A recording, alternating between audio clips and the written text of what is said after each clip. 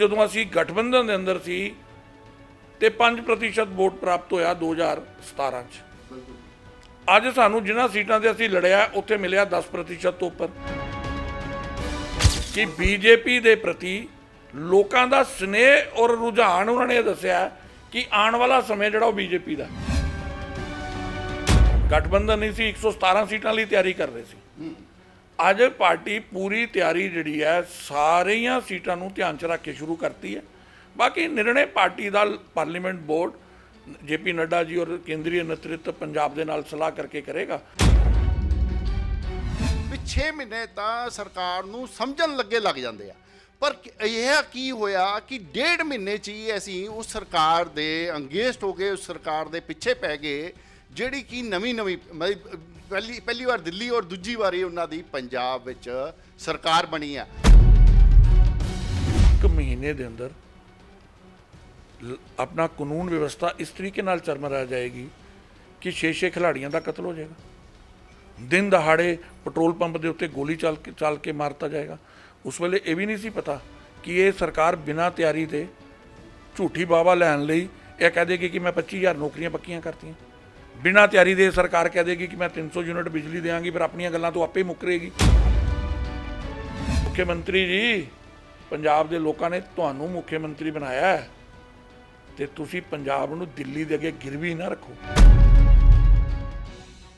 पंजाब विधान सभा दे चोण होके हटे ने। पंजाब विधान सभा दे चोण विच पंजाब बीजेपी नू 2 सीटां मिलियां, जद कि पंजाब विधान सभा दे जिहड़े चोण है BJP captain Amarinder Singh and Sukhdev Singh Dhindsa की पार्टी नाल गठजोड़ करके लड़िया सी। हुण पंजाब विच संगरूर लोक सभा उप चुनाव हैगे ने, नगर निगम के इलैक्शन हैगे ने और बीजेपी की कल मीटिंग होके हटी है। साडे नाल अश्विनी शर्मा जी है जिहड़े कि पंजाब बीजेपी के प्रधान है, उन्हां नाल असीं गलबात करते हैं। पहले तो सर तुहाडा स्वागत है। तुहाडा भी जी धन्यवाद। सर मैनू ये दसो भी पिछली वारी जिहड़ा रिजल्ट आया वो बड़ा माड़ा आया, सिर्फ 2 सीटां। सोडा जिहड़ा सहयोगी पार्टियां सी उन्हां दा तां खाता भी नहीं खुल पाया। की लगदा इस वारी जिहड़े हुण लोक सभा दे जिहड़े संगरूर लोक सभा दे उप चुनाव हैगे आ ते नगर निगम दे चुनाव हैगे आ, बीजेपी फिर गठजोड़ च जाएगी या कल्ले इलैक्शन लड़ेगी? ਤੁਸੀਂ ਨਾ 3-4 ਸਵਾਲ ਇਕੱਠੇ ਹੀ ਪੁੱਛ ਲਏ। ਮੈਂ ਹੁਣ ਪਹਿਲਾ ਸਵਾਲ ਜਿਹੜਾ ਕਿ ਹਾਂ ਪਹਿਲਾ ਜਿਹੜਾ ਸਵਾਲ ਤੁਹਾਡਾ ਹੈ ਕਿ ਰਿਜ਼ਲਟ ਮਾੜਾ ਆਇਆ, ਮੈਨੂੰ ਇਹ ਦੱਸੋ ਕਿ ਬੀਜੇਪੀ ਦੇ ਪੱਲੇ ਕੀ ਸੀ? ਇਸ ਤੋਂ ਪਹਿਲਾਂ ਵੀ 2 ਸੀਟਾਂ, 3 ਸੀਟਾਂ ਸੀ, 2 ਸੀਟਾਂ ਸੀ, 2 ਹੀ ਸੀਟਾਂ ਦੁਬਾਰਾ ਆਈਆਂ। उस वेले पार्टी चुनाव लड़ती सी केवल 23 सीटां ते, बिल्कुल, और पहली बारी पार्टी ने 73 सीटां ते चुनाव लड़िया। और जिस प्रकार 1.25 साल अंदोलन की मार बीजेपी सह रही सी, कारण कोई भी रहे हो, लेकिन साडे जिहड़े लोकतांत्रिक अधिकार है उन्हां ते भी चोट हो रही सी।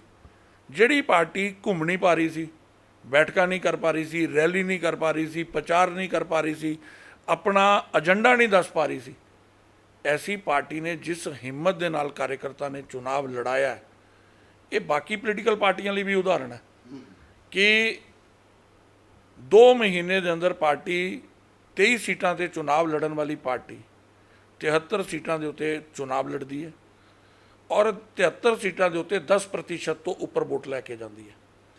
और ये जड़ा अगर इस चुनाव के अंदर सरकार दी जिन्हों ने सरकार बनाई है ਉਹਦੇ ਇਲਾਵਾ पंजाब ने किसी का आने वाले भविख के वल रुझान दिता है तो बीजेपी है। क्योंकि जदों असी गठबंधन के अंदर सी ते 5% वोट प्राप्त होया 2017 च। अज सानू जिन्हां सीटां ते असी लड़िया उत्थे मिलिया 10% तो उपर। जे उन्होंने 117 च कन्वर्ट करते हैं तो 6.6 है।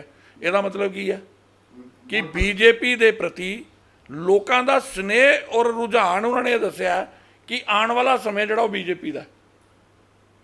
बीजेपी को विकल्प के रूप के अंदर इस सरकार का कोई विकल्प बनेगा तो बीजेपी बनेगी। दूसरी गल, एक राजनैतिक पार्टी के नाते बीजेपी की एक विशेषता है कि चुनाव एक उत्सव के रूप च आंदा है, पार्टी उन्होंने मनाती है, परिणाम जनता जो फतवा देंदी है उन्होंने स्वीकार करती है और एक राजनैतिक दल के नाते अगले चुनाव की तैयारी करती है। हुण पंजाब के अंदर लोक सभा का मध्यवर्ती चुनाव जिहड़ा संगरूर का होने वाला और नाल ही नगर निगम दीयां चोणां ਸਰਕਾਰ ਕਰਾ ਸਕਦੀ ਹੈ। ਇਹਨੂੰ ਲੈ ਕੇ ਪਾਰਟੀ ਨੇ ਆਪਣੀ ਮੀਟਿੰਗ ਵੀ ਕਰ ਲਈ, ਆਪਣੇ ਇੰਚਾਰਜ ਕੋ ਇੰਚਾਰਜ ਲਗਾਤੇ ਹੈ ਔਰ ਉਹਨਾਂ ਨੂੰ ਫੀਲਡ 'ਚ ਜਾ ਕੇ ਆਪਣੀ ਆਰਗੇਨਾਈਜੇਸ਼ਨ ਔਰ ਚੁਣਾਵ ਲੜਨ ਲਈ ਜਿਹੜੇ ਉਪਰਾਲੇ ਕਰਨੇ ਚਾਹੀਦੇ ਆ ਉਹਨਾਂ ਪ੍ਰਬੰਧਾਂ ਨੂੰ ਕਰਨ ਦੇ ਲਈ ਨਿਯੁਕਤ ਕੀਤਾ ਹੈ ਔਰ ਉਹ ਸਾਰੇ ਆਪਣੇ ਕੰਮ 'ਚ ਲੱਗ ਗਏ ਨੇ।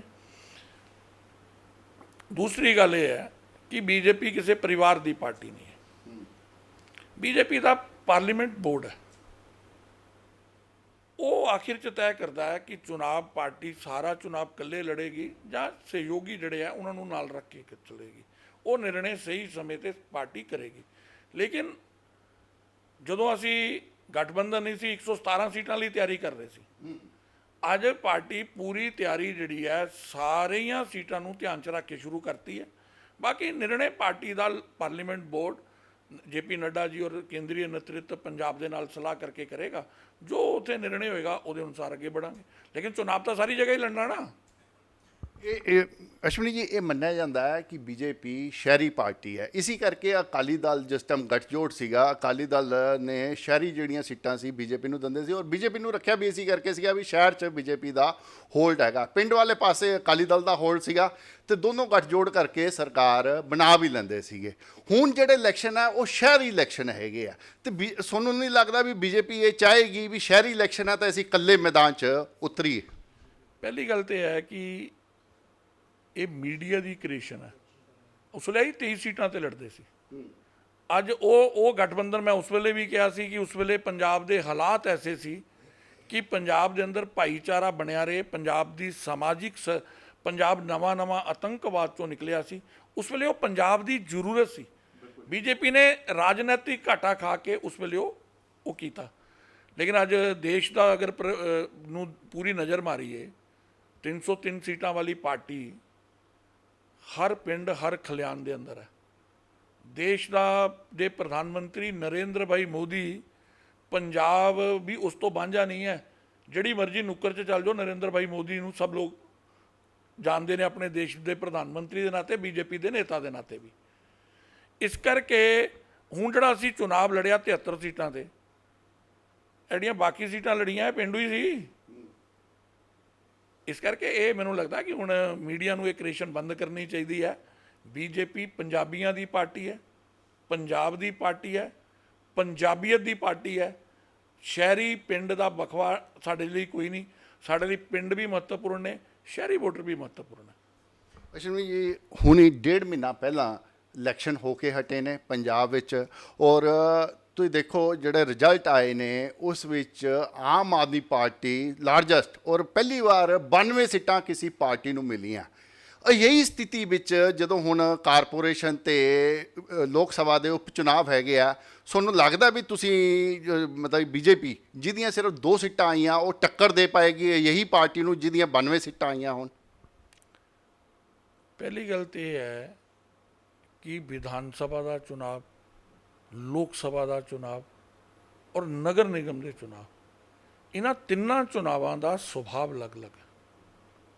ਉਸ ਵੇਲੇ ਲੋਕੀ ਸਟੇਟ ਲਈ ਵੋਟ ਦੇ ਰਹੇ ਸੀ ਔਰ ਪੰਜਾਬ ਦੇ ਅੰਦਰ ਰਵਾਇਤੀ ਪਾਰਟੀਆਂ ਜਿਹੜੀਆਂ ਪੁਰਾਣੀਆਂ ਸੀ ਉਹਨਾਂ ਦੇ ਪ੍ਰਤੀ ਲੋਕਾਂ ਦੇ ਮਨ 'ਚ ਨਿਰਾਸ਼ਾ ਸੀ, ਖਿੰਝ ਸੀ ਔਰ ਦੂਸਰੇ ਪਾਸੇ ਉਹਨਾਂ ਨੂੰ ਲੱਗਾ ਕਿ ਵਿਕਲਪ ਦੇ ਰੂਪ ਦੇ ਅੰਦਰ ਇਸ ਵੇਲੇ ਜਿਹੜਾ ਆਮ ਆਦਮੀ ਪਾਰਟੀ ਜਿਹੜੀ ਆ ਸੱਤਾ 'ਚ ਆ ਸਕਦੀ ਹੈ।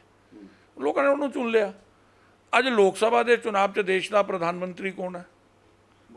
ਮੋਦੀ ਸਾਹਿਬ। ਲੋਕਾਂ ਨੂੰ ਵਰਗੀਕਰਨ ਕਰਨਾ ਆਉਂਦਾ ਹੈ। ਹੁਣ ਦੇਖੋ ਨਾ, ਇਸ ਚੁਣਾਵ ਦੇ ਅੰਦਰ ਸਾਰਾ ਮੀਡੀਆ, ਸਾਰੀ ਦੁਨੀਆ, ਸਾਰੇ ਵਿਸ਼ਲੇਸ਼ਕ ਇਹ ਕਹਿੰਦੇ ਸੀ ਹੰਗ ਅਸੈਂਬਲੀ ਆ ਰਹੀ ਹੈ। ਅੱਛਾ, ਹੰਗ ਅਸੈਂਬਲੀ ਦਾ ਰੌਲਾ ਪਾ ਕੇ ਪੰਜਾਬੀਆਂ ਨੇ ਫਿਰ ਟੋਕਰੇ ਭਰ ਕੇ ਹੀ ਪਰਿਵਰਤਨ ਕਰਕੇ ਦੱਸਤਾ। ਪੰਜਾਬੀ ਜਿਹੜਾ ਹੈ ਅਲੱਗ ਤਰ੍ਹਾਂ ਨਾਲ ਸੋਚਦਾ ਹੈ, ਇਹ ਗੱਲ ਸਮਝਣੀ ਚਾਹੀਦੀ ਹੈ। ਔਰ ਪੰਜਾਬ ਦਾ ਲੋਕਤੰਤਰ ਬੜਾ ਮਜ਼ਬੂਤ ਹੈ ਔਰ ਇਹ ਜਿਹੜਾ ਨਿਰਣੇ ਹੈ, ਜਿੱਡਾ ਵੱਡਾ ਨਿਰਣੇ ਦਿੱਤਾ ਓਡੀ ਵੱਡੀ ਰਿਸਪੌਂਸਿਬਿਲਿਟੀ ਵੀ ਹੈ। ਲੇਕਿਨ 1.5 ਮਹੀਨੇ 'ਚ ਜਿਸ ਤਰੀਕੇ ਦੇ ਨਾਲ ਲੋਕਾਂ ਦੇ ਵੋਟ ਲੈਣ ਤੋਂ ਬਾਅਦ, ਗਰੰਟੀਆਂ ਦੇਣ ਤੋਂ ਬਾਅਦ, ਉਹਨਾਂ ਗਰੰਟੀਆਂ ਤੋਂ ਇਹ ਸਰਕਾਰ ਪਿੱਠ ਦਿਖਾ ਰਹੀ ਹੈ ਔਰ ਇੱਕ ਵਾਰੀ ਫਿਰ ਝੂਠੀਆਂ ਘੋਸ਼ਣਾ ਕਰ ਰਹੀ ਹੈ। ਇੰਪਲੀਮੈਂਟੇਸ਼ਨ ਦਾ ਕੋਈ ਜ਼ਰੀਆ ਨਹੀਂ ਦੱਸ ਰਹੀ। ਚਾਹੇ ਉਹ ਬਿਜਲੀ ਵਾਲਾ ਮਾਮਲਾ, 300 ਯੂਨਿਟ ਬਿਜਲੀ ਮਾਫ ਕਰ ਦਿਆਂਗੇ, ਕੀ ਉਸ ਵੇਲੇ ਦੱਸਿਆ ਸੀ? ਕਿ 1 ਕਿਲੋਵਾਟ ਵਾਲੇ ਦੀ ਕਰਾਂਗੇ, ਨਹੀਂ ਦੱਸਿਆ, ਧੋਖਾ ਦਿੱਤਾ। ਉਸ ਵੇਲੇ ਦੱਸਿਆ ਸੀ ਕਿ ਐਸਸੀ ਦਾ ਇਹ ਹੋਏਗਾ, ਜਨਰਲ ਦਾ ਹੋਏਗਾ। ਇਹਨਾਂ ਨੇ ਤਾਂ ਸਮਾਜ ਨੂੰ ਵੰਡਣ ਤੱਕ ਦੀ ਕੋਸ਼ਿਸ਼ ਕੀਤੀ, ਬਾਅਦ 'ਚ ਆਪਣੇ ਗੱਲਾਂ ਤੋਂ ਆਪੇ ਮੂੰਹ ਕਰਨਾ ਸ਼ੁਰੂ ਹੋਏ। ਅਲਟੀਮੇਟਲੀ ਇਹਨਾਂ ਨੇ ਕਰਨਾ ਕਰਾਉਣਾ ਕੋਈ ਨਹੀਂ। ਪਹਿਲੀ ਘੋਸ਼ਣਾ 25,000 ਨੌਜਵਾਨ ਨੌਕਰੀਆਂ ਪੱਕੀਆਂ ਕਰ ਦਾਂਗੇ, ਕਰਤੀਆਂ ਕਿਆ?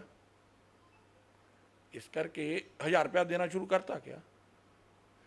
ਇਸ ਕਰਕੇ ਇਹ ਪਹਿਲੀ ਸਰਕਾਰ ਹੈ 1.5 ਮਹੀਨੇ 'ਚ ਹੀ ਜਿਹਦੇ ਪ੍ਰਤੀ ਪੰਜਾਬੀਆਂ ਨੂੰ ਲੱਗਣਾ ਸ਼ੁਰੂ ਹੋ ਗਿਆ ਕਿ ਅਸੀਂ ਜਿਨ੍ਹਾਂ ਸੋਚ ਦੇ ਕਾਰਨ ਵੋਟਾਂ ਪਾਈਆਂ ਉਹਨਾਂ ਠੱਗੀ ਹੋ ਗਈ, ਠੱਗੇ ਠੱਗੇ ਮਹਿਸੂਸ ਕਰ ਰਹੇ ਨੇ। ਔਰ ਨਗਰ ਨਿਗਮ ਦਾ ਚੁਣਾਵ ਹੋਏ ਚਾਹੇ ਲੋਕ ਸਭਾ ਦਾ ਚੁਣਾਵ ਹੋਏ, ਜਿੱਦਾਂ ਮੈਂ ਪਹਿਲਾਂ ਕਿਹਾ ਕਿ ਇਹਨਾਂ ਦਾ ਸੁਭਾਅ ਅਲੱਗ ਹੈ, ਉਹ ਲੋਕਾਂ ਨੇ ਅਲੱਗ ਸੋਚ ਕੇ ਵੋਟਾਂ ਪਾਣੀਆਂ।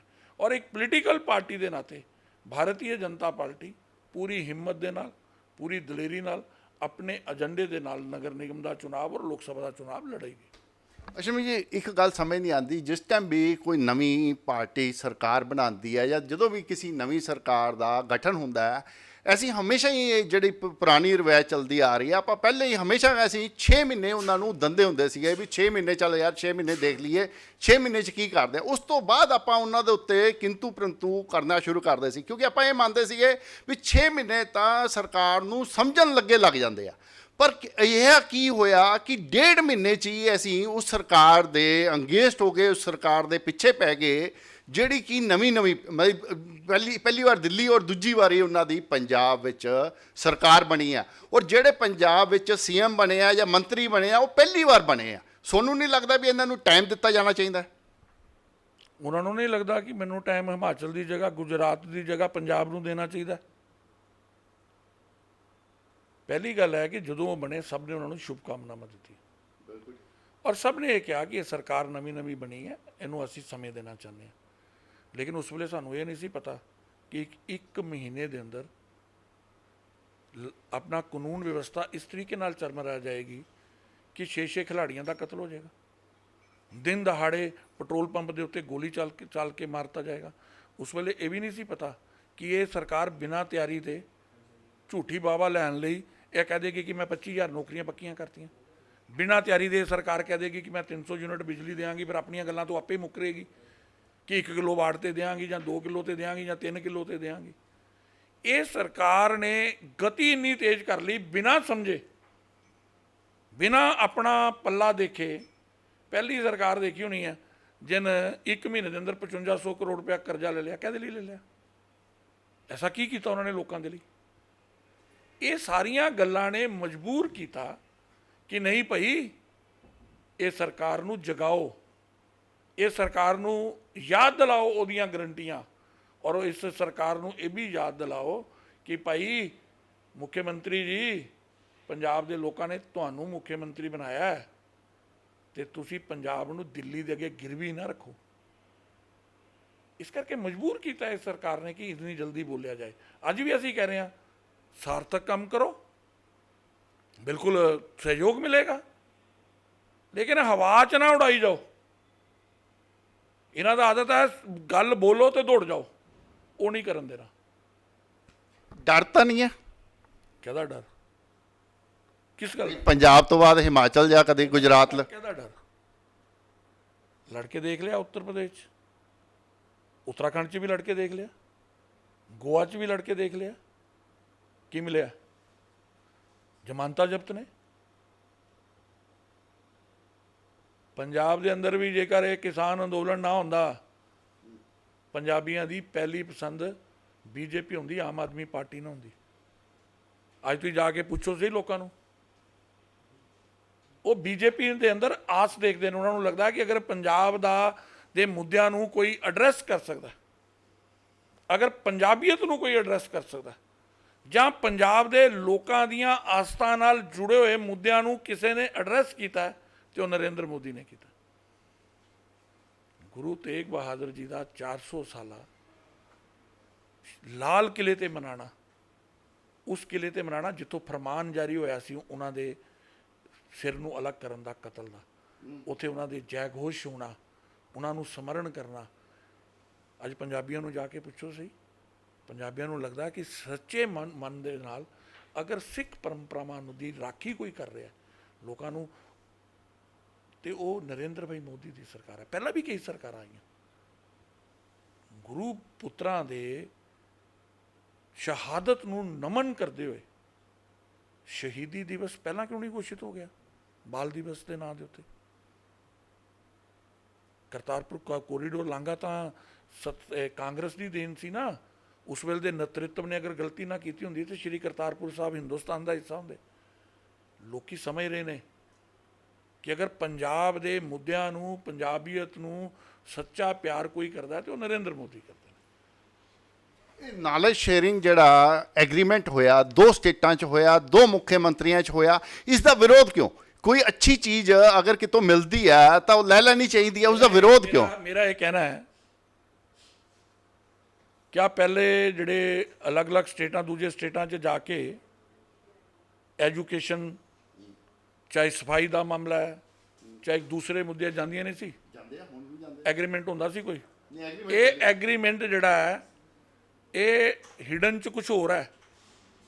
ਇਹ ਦਾਲ ਕਾਲੀ ਹੈ। ਇਹ ਦਿੱਲੀ ਤੋਂ ਸਰਕਾਰ ਚਲਾਉਣ ਦਾ ਪ੍ਰਯਾਸ ਹੈ।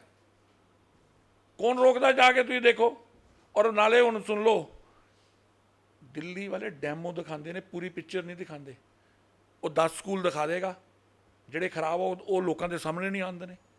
ਇਹ ਡੈਮੋ ਵਾਲੀ ਸਰਕਾਰ ਆ। ਉੱਥੇ ਡੈਮੋ ਤਿਆਰ ਕੀਤੇ ਦੇ ਉਹਨਾਂ ਨੇ, ਲੇਕਿਨ ਅਸੀਂ ਪੰਜਾਬ ਨੂੰ ਡੈਮੋ ਥੋੜ੍ਹਾ ਬਣਨ ਦੇਣਾ। ਕਿਆ ਪੰਜਾਬ ਦੇ ਲੋਕ, ਪੰਜਾਬ ਦੇ ਅਫਸਰਾਂ ਦੇ ਅੰਦਰ ਕਾਬਲੀਅਤ ਨਹੀਂ ਹੈ? ਹਾਂ, ਕੋਈ ਨੌਲੇਜ ਲੈਣਾ ਜਾਓ, ਕੋਈ ਸਟੱਡੀ ਕਰਨੀ ਹੈ ਜਾਓ, ਕੌਣ ਰੋਕ ਰਿਹਾ? ਉਹਦੇ ਲਈ ਐਗਰੀਮੈਂਟ ਦੀ ਕੀ ਜ਼ਰੂਰਤ ਹੈ? ਮੈਨੂੰ ਦੱਸੋ। ਇਹ ਲੱਗਦਾ ਹੈ ਕਿ ਪਰਦੇ ਦੇ ਪਿੱਛੇ ਪੰਜਾਬ ਦੇ ਉੱਤੇ ਮੁੱਖ ਮੰਤਰੀ ਦਾ ਚਿਹਰਾ ਅਮਰਿੰਦਰ ਜੀ ਹੋਣਗੇ, ਲੇਕਿਨ ਆਪਣਾ ਭਗਵੰਤ ਮਾਨ ਜੀ ਹੋਣਗੇ, ਲੇਕਿਨ ਸਰਕਾਰ ਜਿਹੜੀ ਹੈ ਕੇਜਰੀਵਾਲ ਚਲਾਏਗਾ। ਇਹ ਨਹੀਂ ਹੋਣ ਦੇਣਾ ਪੰਜਾਬ ਦੇ ਅੰਦਰ। ਚਲੋ ਮੈਂ ਸਾਰੀਆਂ ਗੱਲਾਂ ਤੋਂ ਹਟ ਕੇ ਮੈਂ ਇੱਕ ਹੋਰ ਹੈ, ਸੁਨੀਲ ਜਾਖੜ ਸਾਹਿਬ ਇਸ ਸਮੇਂ ਪਾਰਟੀ ਤੋਂ ਨਾਰਾਜ਼ ਚੱਲ ਰਹੇ ਨੇ। ਪਾਰਟੀ ਨੇ ਉਹਨਾਂ ਦਾ 2 ਸਾਲ ਨੂੰ 2 ਸਾਲ ਲਈ ਸਸਪੈਂਡ ਕਰਨ ਦੀ ਵੀ ਉਹਨਾਂ ਨੇ ਪਲੈਨਿੰਗ ਕਰ ਲਿਆ। ਤੁਹਾਨੂੰ ਕੀ ਲੱਗਦਾ ਹੈ ਵੀ ਉਹ ਬੀਜੇਪੀ ਜੁਆਇਨ ਕਰ ਸਕਦੇ ਨੇ? ਜਦ ਬੀਜੇਪੀ ਜੁਆਇਨ ਕਰਦੇ ਨੇ ਤਾਂ ਤੁਹਾਡਾ, ਮੇਰੀ ਗੱਲ ਸੁਣੋ, ਜਾਖੜ ਦਾ ਜਵਾਬ ਅਸ਼ਵਨੀ ਸ਼ਰਮਾ ਕਿੱਦਾਂ ਦੇ ਸਕਦਾ? ਤੁਸੀਂ ਸਵਾਗਤ ਕਰੋਗੇ? ਮੇਰੀ ਗੱਲ ਨਹੀਂ ਸਮਝ ਰਹੇ ਤੁਸੀਂ। ਮੈਨੂੰ ਕਹਿ ਰਹੇ ਹੋ ਕਿ ਜਾਖੜ ਸਾਹਿਬ ਕੀ ਕਰਨਗੇ? ਮੈਂ ਇਹ ਨਹੀਂ ਕਿਹਾ। ਮੈਂ ਕਿਹਾ ਜਾਖੜ ਸਾਹਿਬ ਜਦ ਬੀਜੇਪੀ 'ਚ ਆਉਂਦੇ ਆ ਤਾਂ ਤੁਸੀਂ ਸਵਾਗਤ ਕਰੋ। ਤੁਸੀਂ ਮੇਰਾ ਇਹ ਕਹਿਣਾ, ਜਿਹੜੇ ਬੰਦੇ ਦੇ ਨਾਲ ਸੰਬੰਧਿਤ ਗੱਲ ਹੈ ਉਹਨੂੰ ਪੁੱਛ ਲਓ ਵਿਚਾਰਿਆਂ ਨੂੰ ਕਿਉਂ ਕੀ ਚਾਹੁੰਦੇ ਨੇ। ਨਹੀਂ, ਜਦ ਉਹ ਆਉਂਦੇ ਆ ਤਾਂ ਬੀਜੇਪੀ ਸਵਾਗਤ ਕਰੇਗੀ। ਜਦੀ ਜੁਦੀ ਤੇ ਰਾਜਨੀਤੀ ਨਹੀਂ ਹੁੰਦੀ। ਇੱਕ ਪਰਸੈਪਸ਼ਨ ਦੇ ਉੱਤੇ ਆਧਾਰ ਤੇ ਰਾਜਨੀਤੀ ਥੋੜੀ ਹੁੰਦੀ ਹੈ। ਰਾਜਨੀਤੀ ਤਾਂ ਜੋ ਪ੍ਰੈਜ਼ੈਂਟ ਹੈ ਉਹਦੇ ਆਧਾਰ ਤੇ ਹੈ।